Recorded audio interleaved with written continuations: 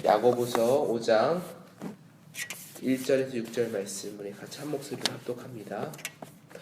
들으라 부한 자들아, 너에게 임할 고생으로 말미암아 울고 통곡하라.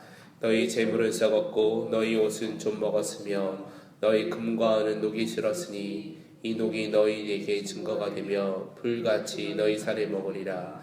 너희가 말세에 재물을 쌓았도다. 보라, 너희 밭에서 추수한 품꾼에게 주지 아니한 삭시 소리 지르며 그 추수한 자의 우는 소리가 만군의 주에게 들렸느니라.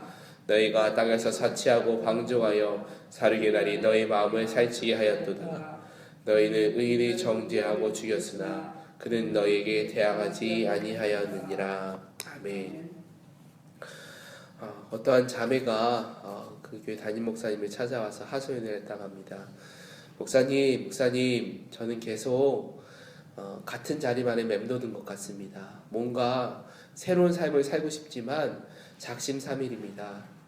그래서 새해가 되었어도 새로운 계획 같은 것을 세우기도 다 겁이 납니다. 그러자 목사님께서 그 자매한테 이렇게 말씀하셨답니다. 그 말씀을 듣더니, 자매, 저기 창고에 가서 먼지가 뽀얗게 서려있는 낡은 소쿠리를 가져와서 거기다 물을 담아오시기 바랍니다 라고 이야기했다고 합니다.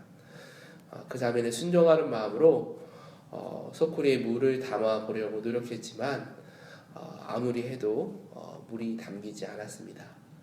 그래서 결국 빈 소쿠리를 들고 온 그 자매는 목사님한테 이렇게 말했습니다. 목사님, 소쿠리에 물을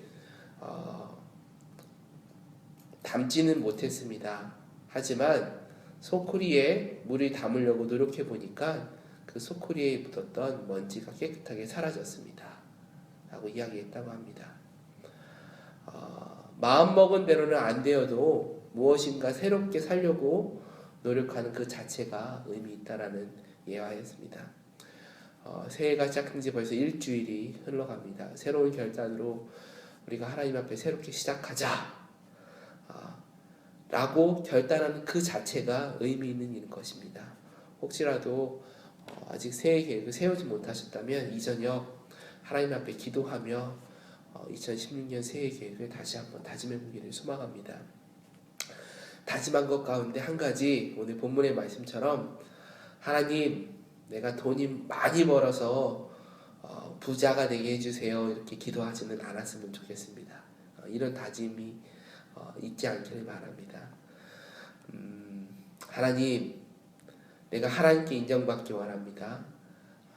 하나님의 시선이 나의 삶과 나의 가정, 나의 일터 가운데 임하기를 소원합니다. 이렇게 기도할 수 있는 시간이 되기를 주님의 이름으로 소망합니다. 우리 본문 말씀은 믿음의 공동체인 오늘날로 말하면 교회 안에 있는 사람들에게 주시는 야고보의 메시지입니다. 예수님을 믿는다고 했던 당시들의 부자의 모습 가운데 본인의 신앙생활의 모습과 신앙적인 모습과 삶에서 적용하는 모습이 달랐다는 거예요. 야고보는 그들에게 고생이 임할 것을 경고하면서 울고 통곡하라고 이야기하고 있습니다.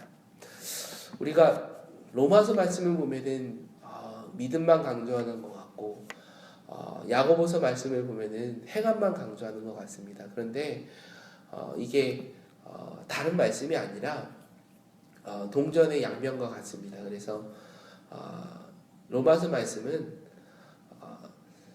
그 바울이 유대인들에게 메시지를 전하기 위해서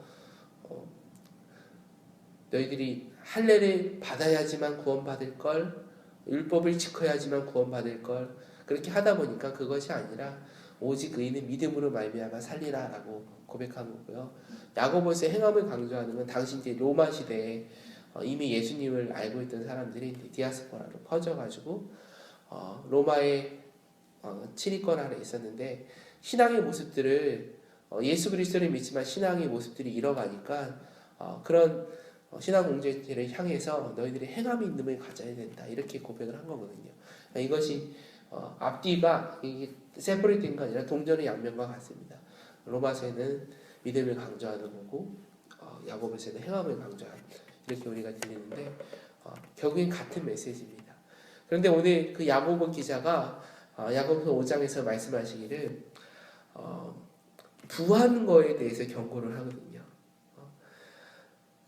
그들에게 부한 자들에게는 고생이 임할 것이고 나중에는 울고 통곡할 것이라고 이렇게 말하고 있어요. 1절에 보니까 들으라 부한 자들아 너에게 임할 고생으로 말미암아 울고 통곡하라 라고 말하고 있어요.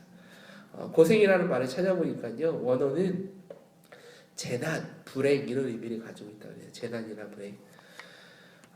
죄인들이 눈물로 회개하면서 통곡해 하지 않으면 결국 그 재난이나 불행한 일을 당하게 될 것이라고 경고하는 말씀입니다. 그러면서 이 부자들의 어떠한 모습들이 잘못했는지 크게 네 가지로 구분하고 있습니다. 첫 번째는 2절 3절에 보니까 같이 읽겠습니다. 2절 3절 말씀 시작. 너희 재물은 썩었고 너희 옷은 좀 먹었으며 너희 금과 은은 녹이 슬었으니 이 녹이 너희에게 증거가 되며 불같이 너희 살을 먹으리라. 너희가 말세의 재물을 쌓아두다. 아멘. 말세의 재물을 쌓았다는 거예요. 재물과 부는 썩었고 그의 옷들은 좀 먹었고 금과 은은 녹이 슬었고 재물이 그렇다는 거예요. 욕심 때문에 재물을 자꾸 모이다 보면은 결국에는 또 욕심이 생기는 거예요. 물이 모이면은 고여 있으면은 그 물이 썩게 됩니다. 금과 은도 시간이 지나면은 녹이 쓰게 됩니다. 재물이라는 것이 그렇다는 것이죠. 가지고 있다 보면은 욕심이 생기게 되고 이것은 또 다른 타락을 낳게 만들게 된다는 것이죠. 이렇게 생각하시는 분이 있으면 목사님 그래도 돈이라도 좀 많이 벌었으면 좋겠습니다 라고 말씀하실지 모르겠지만 돈을 모으는 것이 중요한 것이 아니라 어떻게 이것을 하나님 앞에서 올바른 방향대로 사용하느냐가 중요하다고 성경은 강조하고 있습니다. 우리가 모으는 우리가 모으는 돈은 구제와 전도의 역할을 위해서 우리가 사용해야 될 줄을 믿습니다. 근데 그렇지 못했다는 거예요. 그러니까 야고보 기자가 경고의 메시지를 말하고 있습니다. 두 번째로 부자들의 경제생활에 불이함이 있다고 말하고 있습니다. 우리 4절 말씀 같이 읽겠습니다. 시작. 보라 너희 밭에서 추수한 품꾼에게 주지 아니한 삭시 소리를 지르며 그 추수한 자의 우는 소리가 만군의 주에게 들려느니라. 추수한 밭에서 품꾼들에게 정당한 인건비를 지출하지 않았다는 거예요. 품꾼들에게 돈을 주는 것이 지체했거나 아니면 그 돈을 떼어먹으려고 했다는 거예요. 무슨 일을 시키면은 즉시 그 인건비를 지급해야 된다는 거예요. 감사하는 마음으로 주고 만약에 외상으로 일의 노동의 대가를 치르기 위해서는 먼저 미리 이야기하고 그런 과정을 거치라는 거예요. 하지만 오히려 부를 더 많이 가진 사람이 그렇지 못하다는 것이죠. 그 사람들의 울부짖는 소리를 하나님께서 들으신다고 말하고 있습니다. 제가 몇 주 전에 베테랑이라는 영화가 재밌다고 해서 한번 봤었는데요. 내용이 그렇더라고요. 그 하청업체에서 임금을 받지 못해가지고 동동 구르다가 그 사람이 결국에 그 하청업체를 고용한 사장을 찾아가가지고 밀린 월급을 주십시오 이렇게 말하는 내용이에요. 그러다가 억울하게 죽임을 당하는 내용을 보게 되는데 영화를 보면서 어떻게 가진 사람이 더하지 라는 생각을 갖게 되었습니다. 부가 그렇다는 거예요. 부한 자의 모습 가운데 부가 있으면 사람들에게 나눠줄 것 같지만 그렇지 않다는 거예요.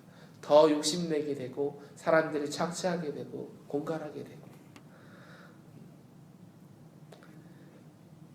제가 그 자리에 가보지 않아서 모르겠지만 부하게 되면 불의함이 우리의 삶을 지배하게 된다고 성경은 말하고 있습니다. 세 번째로 부자들은 자신들의 부여로 사치를 사치하고 방종하였다라고 말하고 있습니다. 5절 말씀 같이 읽겠습니다. 시작. 너희가 땅에서 사치하고 방종하여 사르게 날에 너희 마음이 살찌게 하였더라. 사치는 필요 이상의 것을 갖는 것이 사치입니다. 집이나 옷이나 자동차나 가구나 신발이나 우리에게 모든 속한 것에 대해서 말하고 있습니다. 방종은요 하나님께서 주신 정당한 것 이상으로 쾌락을 추구하는 것이라고 말하고 있어요. 오락이나 운동하는 것이 나쁜 것은 아니지만 거기에 너무나 깊숙이 빠지게 되면 사치와 방종이 된다는 거예요. 죄악으로 도래하게 된다는 것이죠. 부자들은 사치와 방종으로 그들의 마음을 살찌게 만듭니다. 그래서 하나님의 심판 앞에서 두려움과 조심함을 가지지 못했습니다. 분명히 하나님께서 판단하실 거예요. 이 세상에 오셔서 재림하셔서 너희들이 행한 모든 것들에 대해서 하나님께서 말씀하신 것입니다. 우리는 결국 사치하거나 방종해서는 안 될 것입니다. 마지막으로 네 번째로 부자들은 옳은 자들을 정죄하고 죽였다고 성경은 말하고 있습니다. 6절 말씀 같이 읽겠습니다. 시작. 너희는 의인을 정죄하고 죽였으나 그는 너희에게 대항하지 아니하였느니라. 아멘. 옳은 자들은 부한 자들에게 대항하지 않았습니다. 여기 부요함이 악의 뿌리가 된다는 하나님의 말씀을 우리가 깨달을 수가 있습니다. 디모데 6장 10절에 이렇게 말하고 있죠. 돈을 사랑하는 것이 일만 악의 뿌리가 된다.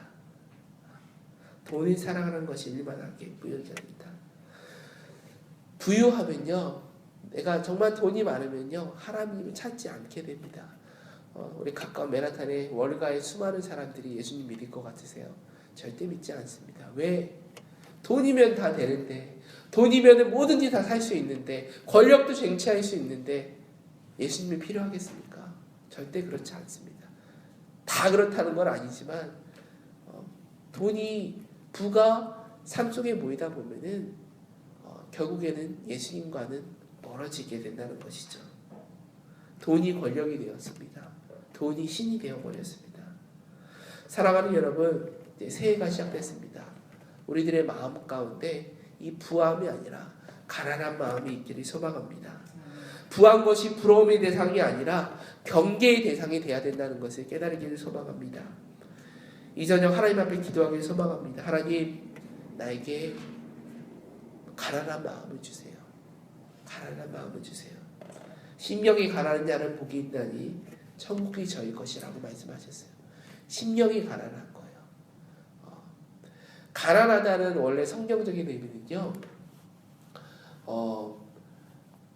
마음이 가난한 거죠. 내 심령이 가난해져서 하나님을 만나고 하나님을 체험하기 위한 조건으로 가난이라는 표현을 쓰고 있거든요. 그러니까 물질적인 성경이 말하는 가난의 대부분은 물질적인 가난이 아니라 내 심령이 가난한 거예요. 내가 정말 하나님 없이는 살아갈 수가 없습니다. 하나님의 은혜가 아니면 내가 이 세상 속에서 삶을 살아갈 수가 없습니다. 라고 고백되어지는 마음. 그것이 바로 가난한 마음이거든요. 오늘 하나님께서 이 부한 자에 대한 경고의 말씀을 주시면서 우리에게 주시는 말씀은 가난해져라. 너의 심령이 가난해져라. 그래야지 너희가 천국을 맛볼 것이다. 천국이 너의 것이다. 라고 우리에게 말씀하십니다. 오늘 이 시간 하나님 앞에 기도하기를 소망합니다. 하나님, 이 시간 나에게 가난한 마음을 주시옵소서. 부한 것이 올 한 해의 목표가 아니라 부한 것을 경계하고, 하나님께서도 부도 주실 수 있어요. 하지만 그것을 내가 구제와 전도의 사에게 사용하길 소망합니다. 하나님, 내가 더 하나님을 맛볼 수 있는 그런 가난한 마음을 나에게 허락해 주시옵소서. 이 시간 말씀 생각하시면서 하나님 앞에 같이 기도하며 나가기를 소망합니다.